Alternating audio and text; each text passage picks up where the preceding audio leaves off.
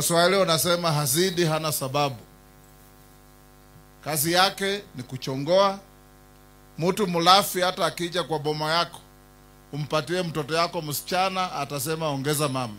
Niliona rafiki yetu ule mtu ya shares akizungumuza maneno, akizungumuza, nikaona rafiki yangu Muturi anachapa kijana ngumi na mateke.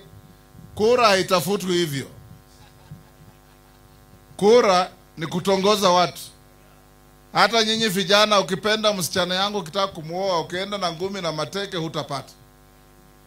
Lazima uende na lugha safi, umutongoze, useme hata kama huna kitu.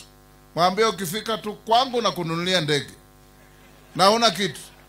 People live on hope. Huna gari, hata huna pikipiki, mwambie meli iko Mombasa yangu. Na mnakubaliana mnaenda, si ndio?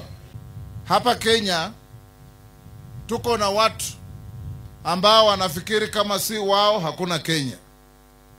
Kama kiongozi atoki kwao hakuna kiongozi. Hao ndio wanataka kuvunja nchi yetu. Siasa ya ukabila, siasa ya chuki, siasa ya matusi. Huwa tunawauliza, wewe ndugu zenu, unajua tunabishana, na hii uongozi lazima watu wabishane. Hata Biblia inasema kura ndio huamua uongozi. Lakini ukiwauliza mnataka kufanyia nini Kenya, wanakuambia Kasongo. Mnataka kufanyia nini one term? Mnafanya nini Ruto must go? Hiyo ni sera.